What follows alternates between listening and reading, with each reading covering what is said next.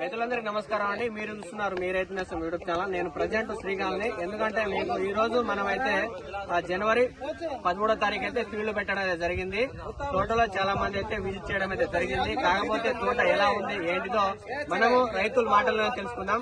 చెప్పండి అన్న, తోట ఎలా ఉంది? తోట మంచిగానే ఉంది, కాయలు కూడా సైజ్ మంచిగానే ఉంది, దగ్గర కనుక్కున్నది. నల్లి అటాక్ తోట ఎక్కడైనా చస్తుందా అన్న? ఎక్కడ లేదు.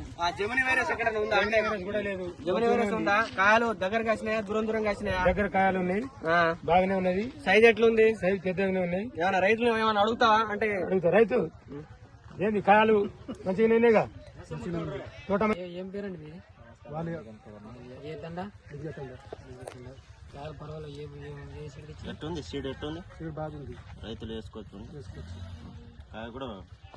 కాయ కూడా మంచిగానే ఉంది, పెద్దగానే దగ్గర కనుక్కున్నది. నల్లి గిట్లా ఏం లేకుండా, రోగాలు మంచిగా లేకుండా, చచ్చులు లేకుండా మంచిగానే ఉన్నది.